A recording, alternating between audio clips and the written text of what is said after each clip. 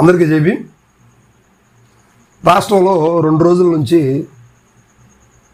ఒక విషయం బాగా హల్చల్ చేస్తుంది. చెప్పుకోవడానికి కొంచెం బాధగా ఉంది, కొంత నవ్వులాటగా కూడా ఉంది, కొంత నిజంగా రాజకీయాలు చేసేటువంటి వాళ్ళకి సిగ్గుగా కూడా ఉండాలి. నిజంగా చెప్తున్నాను, సిగ్గుగా ఉండాలి.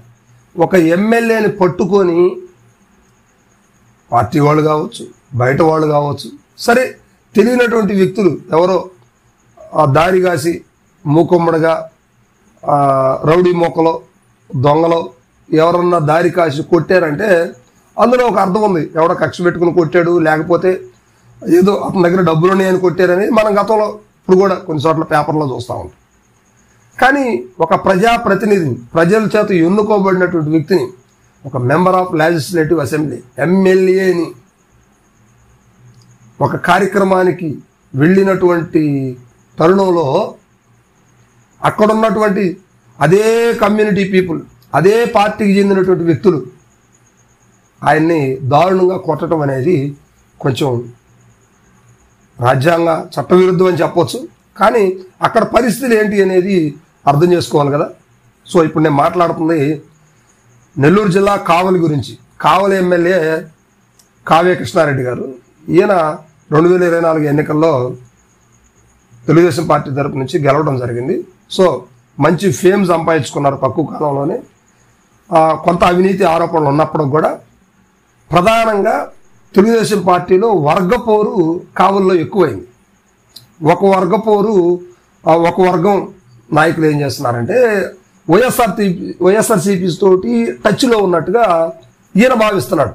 వాళ్ళు ఉన్నారా లేదనేది పక్కన పెడితే ఈయన మాత్రం ఒక వర్గం వైఎస్ఆర్సీపీ తోటి టచ్లో ఉన్నారు. సో అందువల్ల వాళ్ళని పక్కన పెట్టాలని ఒక వర్గం నడుపుకుంటున్నాడు ఈయన. సో ఇప్పుడు కృష్ణారెడ్డి గారికి ఇబ్బందికరమైనటువంటి విషయం ఏంటంటే తెలుగుదేశం పార్టీలోని 2వ వర్గానికి చెందినటువంటి మాలేపాటి సుబ్బారాయుడు గారు దశదిన కర్మ ఏదో ఒక సెరమనీ కార్యక్రమానికి వెళ్ళారు. అక్కడ వెళ్ళిన తర్వాత ఆటోమేటిక్గా కొంత అంత గతం నుంచే కొంచెం వీళ్ళకి 2 వర్గాలకు డిస్టర్బెన్స్ ఉంది. కానీ ప్రోటోకాల్ ప్రకారం పార్టీలో ఐక్యత ఉండిద్ది అనుకోవటం కోసం, మొహమాటం కోసం ఈయన కార్యక్రమానికి వెళ్ళడం జరిగింది. వెళ్ళిన తర్వాత అనుకున్న రీతిలోనే వెళ్ళకూడదు అనుకున్నారు, కానీ వెళ్ళాల్సిన పరిస్థితి వచ్చింది. వెళ్ళారు. ఖచ్చితంగా వీళ్ళు ఎక్స్పెక్ట్ చేసిన విధంగా ఖచ్చితంగా అక్కడ గొడవ జరిగింది. ఎమ్మెల్యేని పట్టుకొని కొట్టారు. అదే కొన్ని వీడియోస్ వచ్చినాయి కానీ అది క్లారిటీ అయితే రావట్లేదు. మొత్తానికి మాత్రం కొట్టిన మాట వాస్తవమే అన్నట్టుగా అక్కడ కనిపిస్తూ ఉంది. సో ఇప్పుడు కృష్ణారెడ్డి గారు ఎమ్మెల్యేగా ఉన్నారు, అక్కడికి వెళ్ళకపోతే బాగుండేది అనేది ఈయన అనుచరులు కూడా చెప్తున్నమాట. కానీ ఈయన కలుపుకోవడానికి వెళ్ళారని చెప్పొచ్చు, లేకపోతే వాళ్లే అందరం కలిసిపోదాంలే ఇంకా ఎందుకు గొడవలు అన్నట్టుగా సొంత పార్టీ నేతలే కదా అని పిలిచి ఉండొచ్చు. మొత్తం మీద కావ్య కృష్ణారెడ్డి గారి ఎమ్మెల్యే గారి మీద దాడి అయితే జరిగింది. ఇది ఎవరు చేశారు? వైఎస్ఆర్సీపీ వాళ్ళు చేశారంటే వైఎస్ఆర్సీపీ వాళ్ళు కాదు, తెలుగుదేశంలోనే తెలుగు తమ్ముళ్లే మరో వర్గానికి సంబంధించినటువంటి నాయకులు ఆయన్ని చేసుకున్నారు.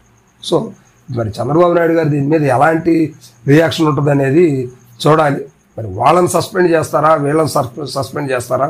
అది కూడా కాక ఆ కొట్టినటువంటి వర్గీయులు గతంలో 2024 ఎన్నికల్లో కూడా ఎమ్మెల్యే టికెట్ కోసం ఆశించినటువంటి వ్యక్తి మాలేపాటి సుబ్బారాయుడు గారి వర్గానికి సంబంధించినటువంటి పరిస్థితుల్లో వాళ్ళు టికెట్ ఆశించారు. సో ఇప్పుడు అది ఆయన ఇచ్చినటువంటి ఫీడ్బ్యాక్ ప్రకారం చంద్రబాబు నాయుడు గారు ఏంటంటే ఆయనకంత పరిస్థితి లేదు, సో ఆయనకి ఏదో ఒకటి నామినేటెడ్ పోస్ట్ నెక్స్ట్ ఇద్దాము, కావ్య కృష్ణారెడ్డి గారితో కొంచెం ఫైనాన్షియల్గా కూడా పెట్టగలడన్న రీతిలో ఆయనకి మెజారిటీ పీపుల్ ఆయన సపోర్ట్ చేసినట్టుగా ఆయనకి టికెట్ ఇవ్వడం జరిగింది. సో కూటమి సునామీ అనే పవర్లో ఆయన కూడా గెలవడం జరిగింది అనుకోండి. సో మొత్తం మీద మాత్రం ఒక ఎమ్మెల్యే అని తెలుగు తమ్ముళ్లే, సొంత ఎమ్మెల్యే అని సొంత తెలుగు తమ్ముళ్లే కొట్టడం అనేది కొంచెం చరిత్రలో ఇది ఒక రికార్డ్ అని చెప్పుకోవచ్చు.